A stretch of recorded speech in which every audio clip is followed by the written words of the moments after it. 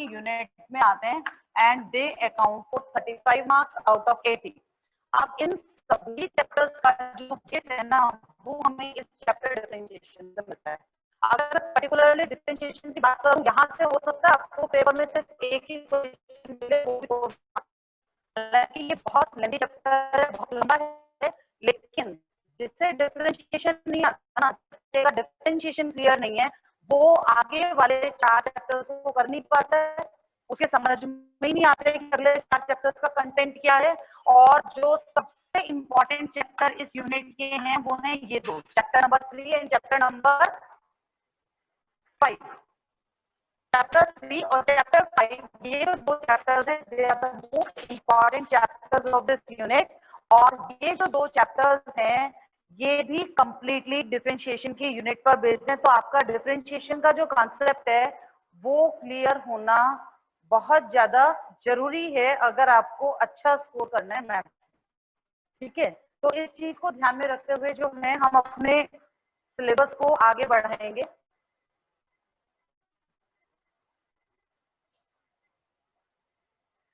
तो आज जो हम चैप्टर शुरू करने जा रहे हैं ना बेटा, चैप्टर ऑफ डिफरेंशिएशन। अब डिफरेंशिएशन से रिलेटेड टाइमली थिंग्स जो है वो आप already chapter 13 limits and derivatives, ये चैप्टर आपका होता था 11th क्लास में। तो 11th क्लास में आप लोग ये तो पढ़ ही चुके हो कि डिफरेंशिएशन का मतलब क्या होता है। एक ब्रीफ रिकॉल, एक ब्रीफ रिकैप्चुलेशन के लिए मैं थोड़ा सा एक्सप्लेन कर रही हूँ। सपोज करो कि y is a function of x।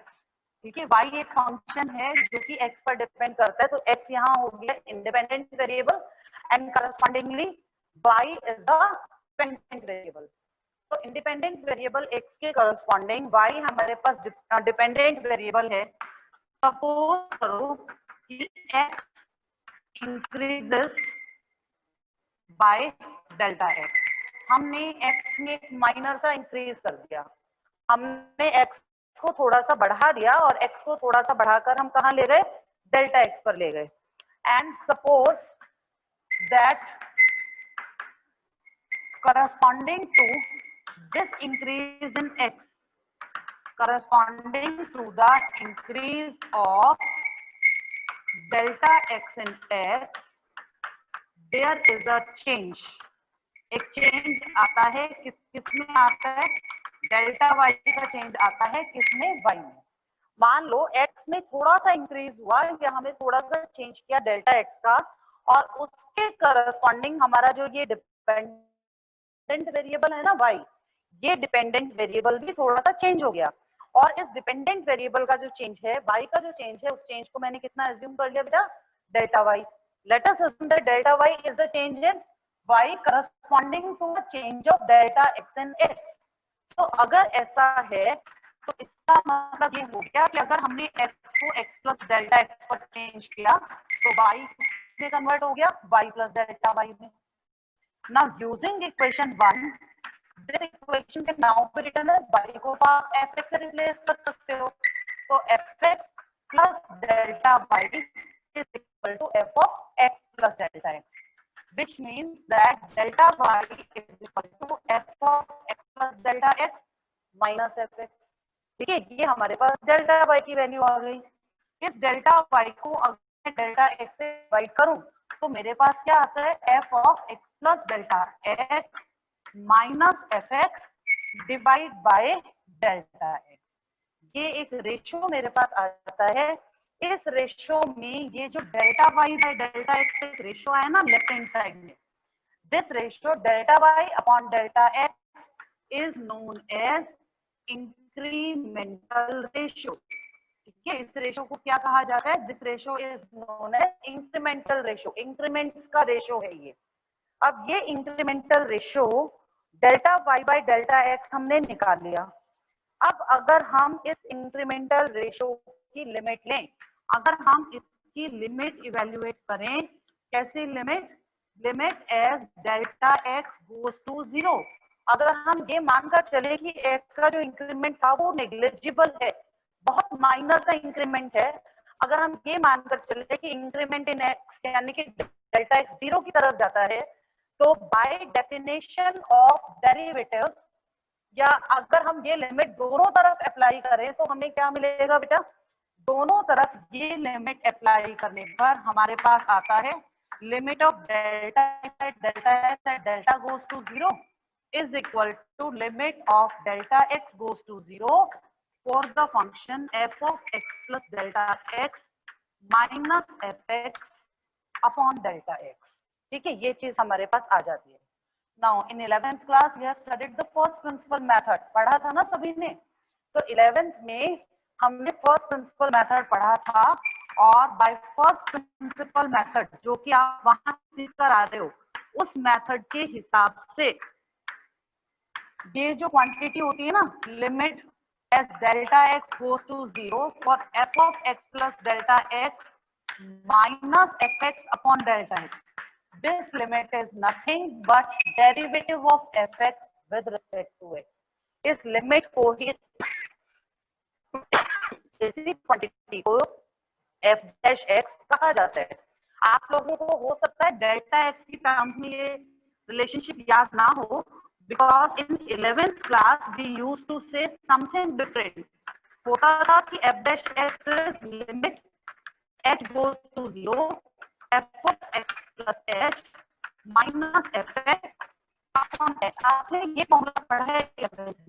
अब x क्या था, this was the change in x, इस h को ही हमने यहाँ क्या मान लिया, डेल्टा x। तो h जो है वो डेल्टा x को रिप्रेजेंट करता है, तो इसके करस्पॉन्डिंग ये लिमिट बन गई, limit delta x goes to 0 f of x delta x minus f x upon delta x। मतलब में जिस क्वांटिटी को आप h बोलते थे 12th की बुक में, उसी क्वांटिटी को किया गया। इसका मतलब ये लिमिट निकलेगी, ये लिमिट किसको रिप्रेजेंट करेगी, it will represent the general derivative of fx with respect to x। तो अगर ये चीज हम यहाँ अप्लाई कर दें तो हमारे पास क्या आता है, we are getting that limit of delta y by delta x as delta x goes to 0 is equal to the derivative of f with respect to x। अब ये जो लिमिट होता है ना, इस लिमिट को सिंबॉलिक फॉर्म में लिखा जाता है dy by dx। ठीक है, इसी लिमिट को सिंबॉलिक फॉर्म में dy by dx से रिप्रेजेंट किया जाता है।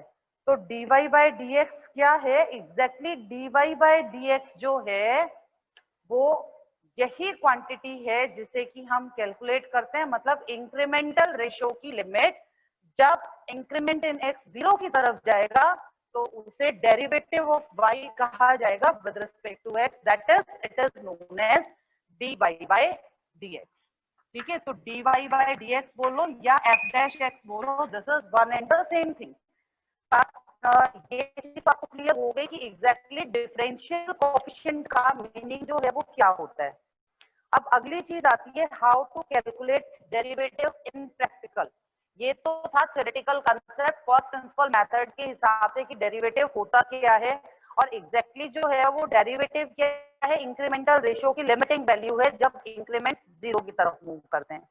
इसी डेरिवेटिव में अगर हम x का पर्टिकुलर नंबर को पुट कर देना, जैसे मान लो मैंने a पुट कर दिया, तो मेरे पास उसी फंक्शन का एक पॉइंट पर आने वाला डेरिवेटिव आ जाएगा जिसको कि हम यूज कर सकते हैं। अब इसके बाद जो नेक्स्ट थिंग कैलकुलेट करना जरूरी है वो है how to calculate the derivative. Derivative को कैलकुलेट कैसे करते हैं, ये छोटे छोटे फॉर्मूले, छोटी छोटी चीजें आप लोगों ने पढ़ी तो हैं 11th क्लास में, हो सकता है अब तक थोड़ा सा साफ हो गया होगा। हालांकि ये चीजें आपके +2 और +1 फिजिक्स में भी थी, और 11th class limits and derivatives में तो थी ही थी। तो let us recapitulate some important facts. ठीक है, रिकैप्चुलेट करते हैं बेटा। सबसे पहले मान लो u और v दो फंक्शंस हैं और आपको u प्लस v का डेरिवेटिव लेना है। सबसे पहली बात तो u प्लस v का डेरिवेटिव आप कैसे निकालोगे, derivative of u plus derivative of v। इसी तरह से आपको अगर दो फंक्शंस के डिफरेंस का डेरिवेटिव लेना, क्या होगा, फर्स्ट फंक्शन का डेरिवेटिव माइनस सेकेंड फंक्शन का डेरिवेटिव। तीसरे नंबर पर आता है प्रोडक्ट रूल, बोलते थे इसको, आप लोगों ने बहुत यूज भी किया है। अगर आपको दो डिफरेंट फंक्शंस u और v दे दिए और आपको u इंटू v का डेरिवेटिव फाइंड आउट करना है, तो u इंटू v का डेरिवेटिव हम कैसे निकालते हैं? u into derivative of v plus v into derivative of, ये होता है प्रोडक्ट रूल। और प्रोडक्ट रूल क्या कहता है? एक बार में आप एक फंक्शन का ही डेरिवेटिव ले सकते हो। एक का डेरिवेटिव निकालोगे, एक को कांस्टेंट रखोगे। जैसे u तो v है, तो u कांस्टेंट तो v का डेरिवेटिव, और जब v कांस्टेंट तो u का derivative. This rule is known as product rule. ठीक है, ये प्रोडक्ट रूल है दो फंक्शंस के लिए। अगर आपके पास दो चीजें हैं, दो फंक्शंस हैं, तो दो फंक्शन के लिए जो प्रोडक्ट रूल लगाया जाता है वो तो ये वाला है। अब मान लो कि आपके पास फंक्शन तीन हो गए दो की जगह, तीन कैसे? यू वी डब्ल्यू, तीन तीन चीजें हैं। तो तीन चीजों के लिए जब करना होगा ना, तो क्या होगा? रूल वही है, पहले वाले का डेरिवेटिव तो सेकंड और थर्ड कांस्टेंट, फिर सेकंड वाले का डेरिवेटिव लोगे तो फर्स्ट और थर्ड कांस्टेंट, और जब थर्ड वाले का डेरिवेटिव लोगे तो फर्स्ट और सेकंड को कांस्टेंट रखा जाएगा। This rule is known as product rule. और इसके बाद फोर्थ नंबर पे हमारे पास आता है u बाई वी रूल। आप इसे u बाई वी रूल बोलो या आप इसे बोलो कि ये क्वोशिएंट रूल है, बात एक ही है। इसको क्वोशिएंट रूल कहा जाता है। ये प्रोडक्ट रूल, क्वोशिएंट रूल, ये दोनों रूल्स आप लोगों को सिखाए गए थे। अब क्वोशिएंट रूल ये कहता है कि अगर आपको डेरिवेटिव लेना है ना, तो आपको कैलकुलेशन कैसे करोगे? ये आएगा v into d u by d x minus u into d v by d x divided by v square, यानी denominator into derivative of numerator minus numerator into derivative of denominator divided by the square of denominator. ये जो rule है इसे quotient rule कहा जाता है। और ये हम तब अप्लाई करते हैं जब एक क्वांटिटी हमारी ऊपर न्यूमरेटर में चल रही है और जो दूसरी क्वांटिटी है वो डिनोमिनेटर में चल रही है। तो जब ऐसा होता है तो हम क्वोशिएंट रूल अप्लाई करते हैं। तो ये फोर तो बेसिक रूल्स हो गए। सम पर कैसे अप्लाई करेंगे, डिफरेंस पर कैसे करेंगे, प्रोडक्ट पर कैसे करेंगे और क्वोशिएंट पर कैसे करेंगे। इन चारों के अलावा कुछ चीजें और थी जो आपने 11th क्लास में पढ़ी थी और जिनको हम +2 में डायरेक्टली यूज करने वाले हैं। तो इनमें सबसे पहला आता है how to differentiate a power function. मान लो आपको x पावर n का डेरिवेटिव निकालना है, तो आप क्या करेंगे? पावर आगे आकर मल्टीप्लाई हो जाएगी और ऊपर पावर में वन स्टेप का रिडक्शन हो जाएगा। It means x power n का डेरिवेटिव क्या होना चाहिए? It should be equal to n multiplied by x raise to the power n minus 1। इसी तरह से मान लो x के बजाय हमें कोई लीनियर फंक्शन दे दिया ax प्लस b और हम ax plus b power n को डिफरेंशिएट कर रहे हैं। इन दैट केस क्या होगा? रूल वही है, n सबसे पहले आगे आकर मल्टीप्लाई होगा, फिर जो आपका बेस था ax प्लस b उसकी पावर में वन स्टेप का रिडक्शन हो जाएगा, यानी n into ax plus b raise to the power n minus 1, और फिर जो x का कोफिशिएंट है a उससे मल्टीप्लाई कर देंगे, तो ये डेरिवेटिव इसका बनेगा। थर्ड नंबर पर जो चीजें हमने की थी वो थी ट्रिग्नोमेट्रिक फंक्शंस के डेरिवेटिव। जैसे sin x को डिफरेंशिएट करोगे तो आपको क्या मिलेगा? cos x मिलेगा। लेकिन अगर आप cos x का डेरिवेटिव फाइंड आउट करेंगे then you are going to get minus sin x। ठीक है, sin x का डेरिवेटिव होता है cos x और cos x का डेरिवेटिव होता है माइनस sin x। इसी तरह से अगर आप टेंजेंट x का डेरिवेटिव निकालते हो तो आता है secant स्क्वायर x, और अगर आप कोटेंजेंट x का डेरिवेटिव निकालते हो then it comes out to be minus cosecant square x। फिर फिफ्थ नंबर पर रिजल्ट आता है सेकेंट और कोसेकेंट से रिलेटेड।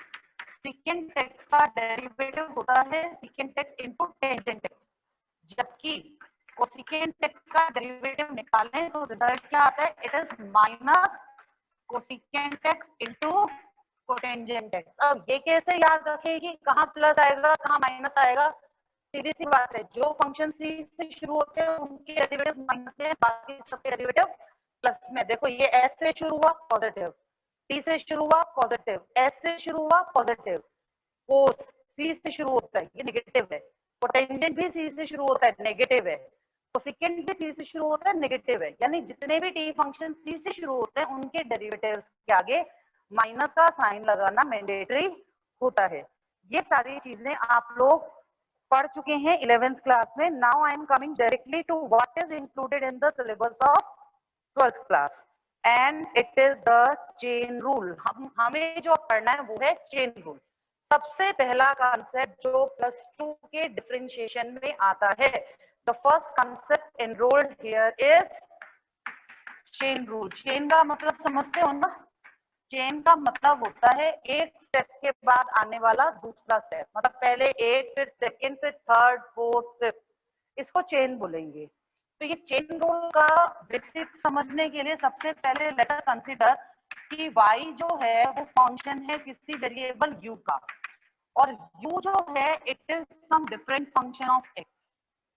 ठीक है, एग्जैक्टली कैसे समझो, मान लो y तो डिपेंड करता है वेरिएबल u के ऊपर, यानी y is equal to function of u, u कोई भी वेरिएबल है, और जो u है this u is a function of x, यानी u किस पर डिपेंड कर रहा है, x पर। जैसे मान लो आपको दे दिया जाए y is equal to u minus 1/2 या u स्क्वायर माइनस 1/2, और u आपको दे दिया 2x पावर 4। सिंपल सा मैंने के एग्जांपल लिया कि y तो किस पर डिपेंड कर रहा है, u पर, और u किस पर डिपेंड कर रहा है, x पर। अब हमें dy बाय dx चाहिए।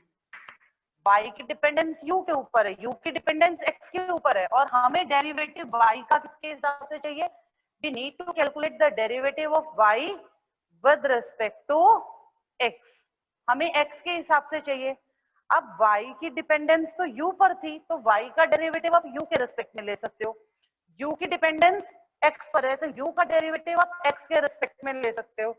तो dy बाय dx अगर हमें निकालना है ना, तो हम ऐसे प्रोसीड कर सकते हैं कि पहले हमने y को डिफरेंशिएट कर लिया विद रिस्पेक्ट टू u, यानी dy बाय du निकाला, फिर हमने u का डेरिवेटिव निकाल लिया विद रिस्पेक्ट टू x, यानी कि du बाय dx निकाला। तो आप वैसे ये सही चीज तो नहीं है कि हम du से du को कैंसिल कर दें, ऐसा कैंसिलेशन नहीं होता है, but it is just equivalent to dy by dx। ठीक है, ये क्वांटिटी dy बाय dx के इक्विवेलेंट आ जाएगी। ये जो कंसेप्ट होता है ना, इसको चेन रूल कहते हैं कि पहले हम फर्स्ट फंक्शन को डेरिवेटिव करेंगे, फिर सेकेंड का डेरिवेटिव निकालेंगे। अब यहाँ दो चीजें थी, अब जैसे इसको इसी क्वेश्चन को लेकर चलते हैं हम, तो y है u स्क्वायर माइनस 1/2, तो dy अपॉन du क्या बनेगा, dy अपॉन du आ जाएगा 1/2, तो एस सच u स्क्वायर का डेरिवेटिव 2u और माइनस 1 का डेरिवेटिव क्या होता है 0। ये शायद मैंने अभी रिकैप्चुलेट करते हुए हो सकता है स्किप किया, लेकिन आपको याद रखना है derivative of a constant quantity is always equal to 0। कभी भी किसी कांस्टेंट क्वांटिटी का डेरिवेटिव निकालोगे तो 0 ही आएगा। तो ये आएगा हाफ इंटू 2u। अब हाफ इंटू 2u का मतलब क्या वैल्यू आ गई, सिर्फ u आ गया। अब आप u का डेरिवेटिव ले लो विद रिस्पेक्ट टू x, तो u था 2 इंटू एक्स पावर 4, तो u का derivative with respect to x कितना आएगा, 4 इधर आकर मल्टीप्लाई हो जाएगा, तो 4 अगर आगे आकर मल्टीप्लाई हो रहा है तो 4 इंटू 2 एक्स की पावर 3। ठीक है, बल्कि इसको यूं कहो, 2 तो कांस्टेंट है, 2 को चलने दो, x4 का डेरिवेटिव 4x3, तो ये आया 8x3। अब हमें क्या चाहिए था, हमें तो dy बाय dx की जरूरत थी। Now this dy by dx is given by dy upon du into du upon dx। तो पहला u, दूसरा है 8x3। अब आप u की वैल्यू पुट कर दो यहाँ पर, तो u क्या था 2 into x power 4 multiply by 8x3, तो क्या बना ये बना 16 into x power 7 and this is the answer. Answer तो हम फाइनल वेरिएबल यानी x की टर्म्स में ही लिखेंगे, लेकिन कैलकुलेशन जो थी वो हमने स्टेप वाइज की। This rule is known as chain rule. अब यही चेन रूल जो है, कोई जरूरी नहीं है कि हमेशा दो ही वेरिएबल्स इन्वॉल्व होंगे। बहुत बार ऐसा भी होता है कि एक ही चीज कई थिंग्स पर डिपेंड कर रही होती है। जैसे मान लो y तो u पर डिपेंड करता है, u v पर डिपेंड करता है, v z पर डिपेंड करता है और z x पर डिपेंड करता है। चेन नहीं बन गई, y की डिपेंडेंस u के ऊपर, u की डिपेंडेंस v पर, v की डिपेंडेंस z पर और z की डिपेंडेंस x पर, थ्रू डिफरेंट फंक्शंस। अलग अलग फंक्शन हो सकते हैं, जैसे मान लो y हो गया 2u, u हो गया v क्यूब, v हो गया sin z और z हो गया 2x। तो अलग अलग तरह की डिपेंडेंस हो सकती है, तो ये चेन बन गई। और हमें इस चेन में y का डेरिवेटिव चाहिए विद रिस्पेक्ट टू x। हाँ, y का डेरिवेटिव x के रिस्पेक्ट में चाहते हैं, तो y क्योंकि u पर डिपेंड कर रहा है तो पहले हम y का डेरिवेटिव लेंगे विद रिस्पेक्ट टू u। फिर सेकंड स्टेप में u को विद रिस्पेक्ट टू v।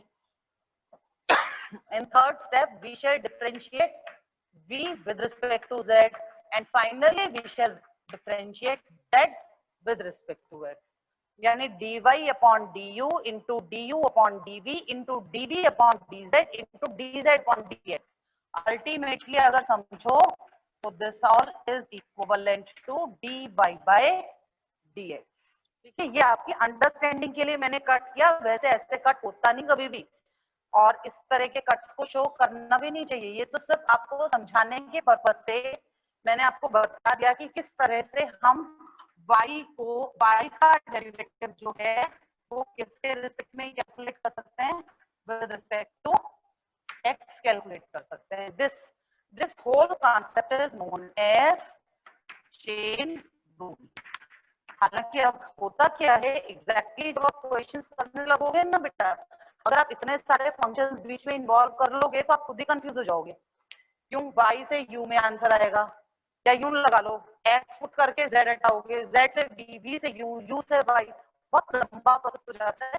तो एग्जैक्टली जब हम क्वेश्चंस कैरी आउट करते हैं ना, तो ये चेन रूल हमें माइंड मतलब इंटरनल ये माइंड कैलकुलेशन होनी चाहिए हमारी। हमें अपने दिमाग में कैलकुलेट करते हुए चलना है, पहले ये फंक्शन है, फिर ये फंक्शन है, फिर ये फंक्शन है, फिर ये फंक्शन है, और उस सीक्वेंस में हम डिफरेंशिएशन करते हुए चले जाएंगे। हर बार एक ही फंक्शन को 2, 3, 4 वेरिएबल्स में डिस्ट्रीब्यूट करना जो है वो जरूरी नहीं होता है। ये चीज हमें समझनी है by carrying out the questions of exercise 7.1। अब अगर ये बात है तो फिर हम क्वेश्चंस को करेंगे कैसे, ये तो पता होना चाहिए ना हमें। तो यहाँ पर एग्जैक्टली क्या होता है कि हम जो भी क्वेश्चन हमें दिया गया है उसमें कितने वेरिएबल्स कितने स्टेप्स इन्वॉल्व है वो हम इस चीज से डिफाइन करते हैं या इस चीज से डिसाइड करते हैं कि हम उस फंक्शन की रीडिंग किस हिसाब से ले रहे हैं। एक एग्जांपल देखिए जरा, सपोज करो I have taken y is equal to cos of x power 4। इसका मतलब क्या हुआ, आप इस फंक्शन को रीड कैसे करोगे, this function is cosine of 4th power of x। यही मतलब हुआ ना, ये शुरू में आपको ऐसे समझना पड़ेगा। क्या है ये, it is cosine of the 4th power of x, x के 4th पावर का कोसाइन। अब इसमें पहला फंक्शन आपका कौन सा हो गया, कोसाइन फंक्शन। सेकेंड फंक्शन क्या हो गया, 4th पावर, किसकी 4th पावर, x की। तो जब आप y का डेरिवेटिव निकालेंगे ना विद रिस्पेक्ट टू x, तो सबसे पहले डेरिवेटिव किसका करेंगे, कोसाइन का। जब कोसाइन का डेरिवेटिव करोगे तो कोसाइन के साथ क्या चल रहा है वो मैटर नहीं करेगा, वो क्वांटिटी जैसी है वैसे की वैसे लिखी जाएगी। अब आपको पता है कोसाइन का डेरिवेटिव होता है माइनस साइन, तो minus sine x power 4, cos x power 4 में एक्स पावर 4 को एक्स पावर 4 ही चलने दो, ये क्या बना, कोस एक्स पावर 4 का derivative minus sine x power 4। अब इसके बाद मल्टीप्लाइड बाय सेकंड स्टेप क्या है, सेकंड फंक्शन है 4th पावर, किसकी 4th पावर, x की। अब x की पावर 4 का डेरिवेटिव क्या बनेगा, 4x क्यूब। ठीक है, आगे तो हम डायरेक्टली x पर पहुंच ही गए, तो हमारा आंसर बनेगा -4x cube into sine x power 4। ठीक है, ये इसका आंसर आ गया, मतलब हमने पहले कोस का डेरिवेटिव लिया फिर x पावर 4 का डेरिवेटिव लिया। अब इसी क्वेश्चन के साथ एक क्वेश्चन और लेते हैं, ये था आपका question number 1 part number 2। Let me take one more question y is square root sin root x. आप इसको कैसे रीड आउट करोगे, इसकी रीडिंग कैसे होगी? इसकी रीडिंग करें तो पहले स्क्वायर रूट आ रहा है, उसके बाद साइन आ रहा है, उसके बाद रूट एक्स आ रहा है, तो ये क्या बना एक तरह से, it is the square root of sine of root x. यही मतलब है ना इसका, square root of sine of under root x, ये इसका मीनिंग निकलता है। तो सबसे पहला डेरिवेटिव स्क्वायर रूट का, दूसरे नंबर पे किसका डेरिवेटिव, साइन का, और तीसरे नंबर पे किसका डेरिवेटिव, रूट एक्स का, क्योंकि रूट एक्स खुद क्या है, it is half power of x. ठीक है, ये तीसरा फंक्शन हो गया। तो तीन चीजें इन्वॉल्व है, पहले स्क्वायर रूट है, स्क्वायर रूट किसका है, साइन का है, साइन किसका है, रूट एक्स का है, और रूट किसका है, एक्स का, तो ये रूट एक्स तीसरा फंक्शन हो गया। अब जब हम इसका डेरिवेटिव निकालेंगे, dy बाई dx लेंगे, तो पहला डेरिवेटिव किसका लेना है, स्क्वायर रूट का। अब आप लोगों को अगर याद हो 11th में होता था y अगर रूट एक्स है ना, तो dy बाई dx क्या बनता है, रूट एक्स का मतलब होता है x पावर हाफ, तो dy बाई dx होना चाहिए half into x raise to the power half minus 1, यानी ये बनता है half into x power minus half, और half into x power minus half का मतलब माइनस पावर को नीचे ले आओ, तो ये बनता है 1/2 अंडर रूट एक्स। अब ये क्वांटिटी आपको याद रखनी है, what is the derivative of root x, root x का डेरिवेटिव होता है 1/2 अंडर रूट एक्स। तो इस हिसाब से जब आप यहाँ डेरिवेटिव निकालोगे तो dy बाई dx क्या आएगा, पहले वाले रूट का डेरिवेटिव, पहले वाले रूट का डेरिवेटिव यानी 1/2 अंडर रूट किसका, जो कुछ भी अंदर है, साइन रूट एक्स, क्योंकि पहला डेरिवेटिव हम पहले वाले स्क्वायर रूट को डिफरेंशिएट कर रहे हैं, तो 1/2 under root sine root x. अब इसके बाद अगला फंक्शन कौन सा आया, साइन रूट एक्स का डेरिवेटिव, साइन रूट एक्स का डेरिवेटिव कोस रूट एक्स। अब कोस रूट एक्स के बाद तीसरा फंक्शन कौन सा हो गया आपका, रूट एक्स का derivative 1/2 under root x. So your overall answer will be cos root x divided by up 2 और 2, ये दोनों तो मल्टीप्लाई हो जाएंगे, तो 4 under root x into under root sine root x, this is the answer. एक बार मैं रिपीट कर रही हूँ, ऐसे क्वेश्चंस को अगर आप सिंगल स्टेप में कैरी आउट करना चाह रहे हैं, जो कि करना भी चाहिए, आपको ये सिंगल स्टेप डेरिवेटिव सीखना तो पड़ेगा। हर बार हम u v w मान के क्वेश्चन करेंगे ना, तो बेटा पेपर ही पूरा नहीं होगा हमारा, तो ये चीजें हमें सीखनी पड़ेंगी। तो इसको सीखने का सीधा सीधा एस्पेक्ट क्या है, आप इसको सही सही पढ़ना सीखो। ये है square root of sine of under root x, ये स्टेप आपको पेपर में नहीं लिखना, this step is not meant for your notebook और फॉर योर एग्जाम पेपर, ये स्टेप आपके अंडरस्टैंडिंग के लिए, ये मैंने सिर्फ आपको समझाने के लिए बोला, because you are present in a virtual classroom. ठीक है, तो y क्या है, स्क्वायर रूट है, किसका है, साइन रूट एक्स का, और साइन किसका है, रूट एक्स का, तो we shall read it as square root of sine of under root x. तो पहला डेरिवेटिव स्क्वायर रूट का डेरिवेटिव, स्क्वायर रूट फंक्शन यानी इस बाहर वाले का डेरिवेटिव, जब बाहर वाले रूट का डेरिवेटिव लोगे तो अंदर वाली क्वांटिटी इस तरह चाहिए, तो ये बना 1/2 अंडर रूट किसका, under root sine root x का। अब रूट का डेरिवेटिव पूरा हो गया, अगला स्टेप है sine root x, sine root x का क्या derivative, cos root x, cos root x में अगला स्टेप आ गया रूट एक्स का डेरिवेटिव 1/2 रूट एक्स। तो ओवरऑल आंसर जो है वो ये बनेगा, this is how we can calculate derivative of a function with the help of chain rule in a single step. ठीक है, इसी चीज की हमें प्रैक्टिस करनी है। The homework for today is question number 1 and question number 2 of exercise 7.2 मैंने शुरू कर दी एग्जैक्टली, क्योंकि 2 के क्वेश्चंस मुझे थोड़े छोटे लग रहे थे। आई हैव टेकन 7.2, तो एक्सरसाइज 7.2 में फर्स्ट और सेकंड क्वेश्चन जो हैं ये आप ट्राई करेंगे।